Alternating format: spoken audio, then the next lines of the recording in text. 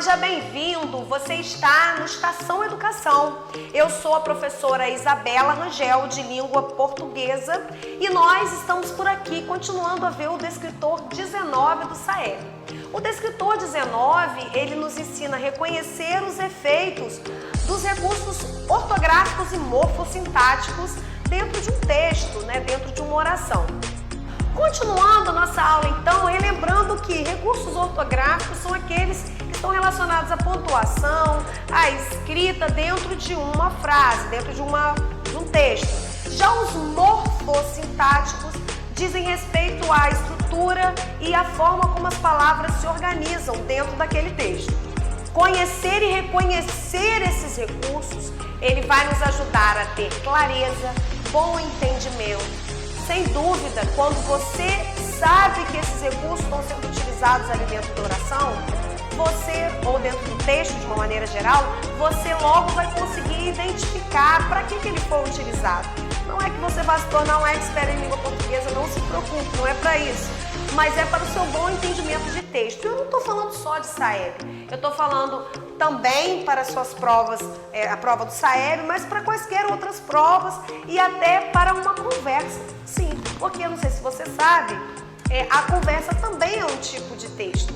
Lógico que ele não é escrito, mas ele é falado. E muitas vezes há uma dificuldade de comunicação entre as pessoas por essa dificuldade de entendimento de algumas palavras ou de algumas colocações. E como nós já temos feito nas nossas aulas anteriores, nós vamos analisar algumas questões que já caíram em provas com esse mesmo estilo, já Prova Brasil, Prova Brasil, até mesmo SAEB, para que você tenha um entendimento de como que na prática isso acontece. A nossa primeira questão, ela vem a partir de um texto que é uma fábula. Como você sabe, a fábula é um gênero textual narrativo, que tem sempre a presença de um narrador, como todo gênero textual, ele possui aqueles 5 elementos essenciais do gênero narrativo. E ele tem sempre com a ideia de dar uma moral, passar uma mensagem no seu texto.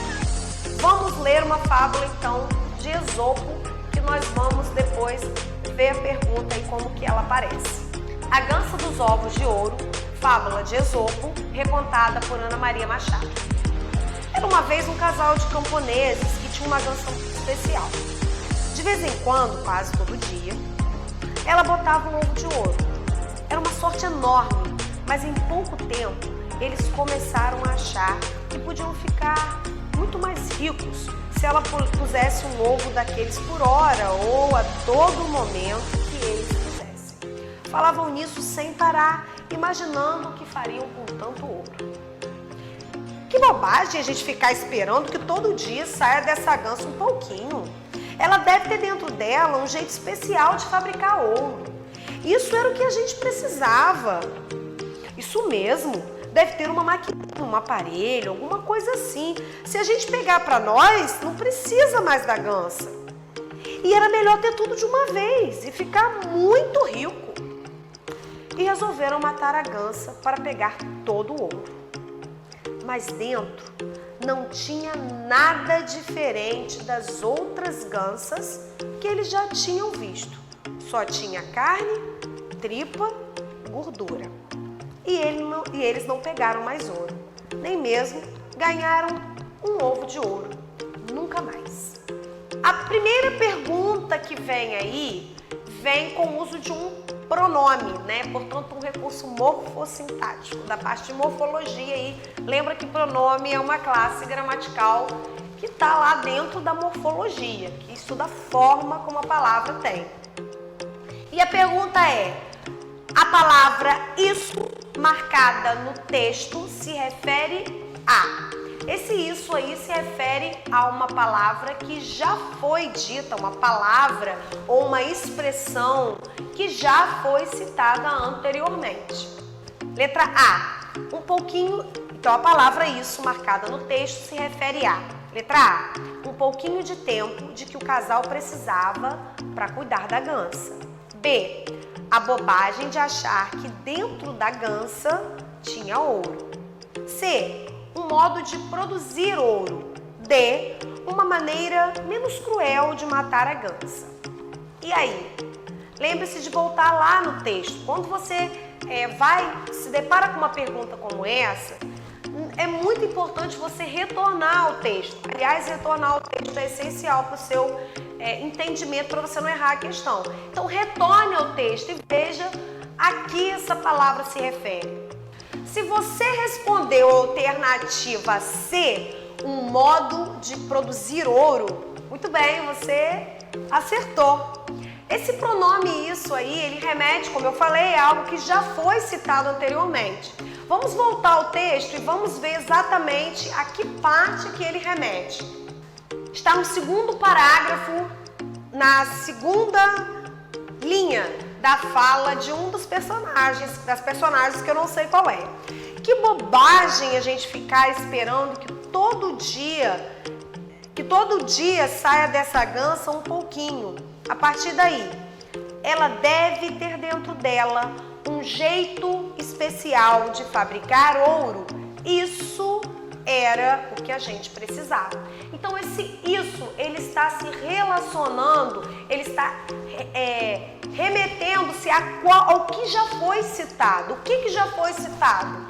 Já foi citado que é um jeito especial de fabricar ouro, certo? O nosso último exercício, ele traz um poema que nós chamamos de concreto. O que é um poema concreto? É aquele que mistura alguns elementos que trazem a parte de imagem para nós, de forma que nós podemos interpretar a imagem junto com aquilo que está escrito. E você acompanha comigo. O título: Pedra Solidão. Cantava o pássaro e voava. Cantava para lá, voava para cá. Voava o pássaro e cantava. De repente, um tiro seco. Talvez, se nós lêssemos só esse texto e ele não tivesse essa disposição aí da imagem, nós poderíamos não dar a mesma interpretação. Nós vemos aqui o uso de alguns recursos morfossintáticos, como por exemplo o uso dos advérbios lá e cá. Essa construção com os verbos que faz com que mostre como que o pássaro vivia. Nós conseguimos construir essa imagem dele voando, cantando, indo para lá, indo para um lado, indo para um outro. De repente, um outro advérbio que traz aí para nós algo que acontece repentinamente. E aí, de repente, um tiro seco. E aí, nesses versos finais, aí nesse verso final, nós vamos vendo que há uma disposição de imagem, em que a imagem vai como se fosse uma escada que estivesse caindo. E é essa justamente a pergunta que a questão traz para nós. A disposição das últimas palavras desse texto sugerem: opção A, dor. B, giro. C, queda. Ou opção D, volta. Bem, olhem comigo. Lembre-se de que eu disse para vocês que é importante você observar todo o contexto do texto. Então, ele começa lá e, em um determinado momento, apenas nesse último momento, em que a imagem dá uma ideia de algo que está aqui e está indo para baixo, como se fosse uma escada. Como se fosse algo que estava indo para um lado, indo para o outro, né? Que de repente cantava, ele voava e de repente... O que sugere isso daí? Sugere então que o pássaro teve uma queda, né? Que ele foi atingido por um tiro. Por quê? Fala lá, de repente, um tiro seco. Ele estava cantando, brincando, alegre e de repente houve-se um tiro seco. E aí sugere a imagem que ele havia caído.